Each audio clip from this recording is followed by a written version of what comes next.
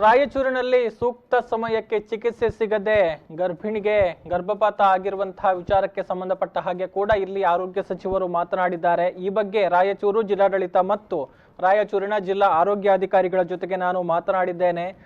ತಡವಾಗಿ ಚಿಕಿತ್ಸೆ ನೀಡಿದಂತಹ ವೈದ್ಯರನ್ನ ತಕ್ಷಣವೇ ಸಸ್ಪೆಂಡ್ ಮಾಡೋದಕ್ಕೆ ಆದೇಶವನ್ನ ಕೊಟ್ಟಿದ್ದೇನೆ.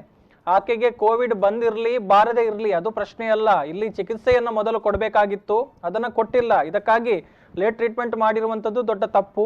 ಮುಂದಕ್ಕೆ ಈ ರೀತಿಯ ಘಟನೆಗಳಾಗಬಾರದು, ಮುಂದಕ್ಕೆ ಇಂತಹ ಪ್ರಕರಣಗಳು ಮರುಕಳಿಸಬಾರದು ಎನ್ನುವಂತಹ ಉದ್ದೇಶಕ್ಕಾಗಿ ಸಸ್ಪೆಂಡ್ ಮಾಡಲಾಗಿದೆ ಎನ್ನುವಂತಹ ಮಾಹಿತಿಯನ್ನ ಆರೋಗ್ಯ ಸಚಿವ ಶ್ರೀರಾಮುಲು ಅವರು ಕೊಟ್ಟಿದ್ದಾರೆ.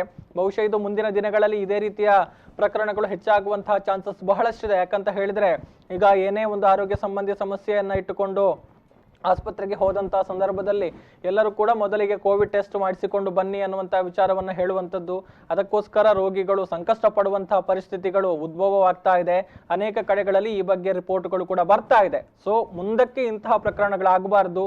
ಅವರಿಗೆ ಯಾವ ಚಿಕಿತ್ಸೆ ಅಗತ್ಯ ಇದೆಯೋ ಅದನ್ನ ಮೊದಲಿಗೆ ಕೊಡುವಂತಹ ಕೆಲಸಗಳಾಗಬೇಕು. ಸೊ ಆ ನಿಟ್ಟಿನಲ್ಲಿ ಮುಂದಕ್ಕೆ ಇಂತಹ ಪ್ರಕರಣಗಳು ನಡೆಯದ ಹಾಗೆ ರಾಯಚೂರಿನ ಪ್ರಕರಣಕ್ಕೆ ಸಂಬಂಧಪಟ್ಟ ಹಾಗೆ ವೈದ್ಯಾಧಿಕಾರಿಯನ್ನ ಸಸ್ಪೆಂಡ್ ಮಾಡೋದಕ್ಕೆ ಸೂಚನೆಯನ್ನ ಕೊಡಲಾಗಿದೆ ಎನ್ನುವಂತಹ ವಿಚಾರವನ್ನ ಶ್ರೀರಾಮುಲು ಅವರು ಹೇಳಿದ್ದಾರೆ. ಸುದ್ದಿ ಮುಟ್ಟಿದ ತಕ್ಷಣ ನಾನು ಆಲ್ರೆಡಿ ತಕ್ಷಣ ಅಲ್ಲಿ DHO ಹತ್ರ ಡಿಸ್ಟ್ರಿಕ್ಟ್ ಅಡ್ಮಿನಿಸ್ಟ್ರೇಷನ್ ಜೊತೆ ಕೂಡ ಮಾತಾಡಿದಂಥ ಟೈಮಲ್ಲಿ ನನಗೆ ಬಂದಿರೋಂಥ ಮಾಹಿತಿ ಪ್ರಕಾರ ಆಕೆಗೆ ಹೆಣ್ಮಗಳು ಪ್ರೆಗ್ನೆಂಟ್ ಆಗಿತ್ತು. ಆ ಪ್ರೆಗ್ನೆಂಟ್ ಆದಂಥ ಟೈಮಲ್ಲಿ ಕೋವಿಡ್ ಬಂದಿರೋ ಕಾರಣ ಟ್ರೀಟ್ಮೆಂಟ್ ಕೊಡೋಂಥ ವಿಚಾರದಲ್ಲಿ ಲೇಟ್ ಆಗಿದೆ.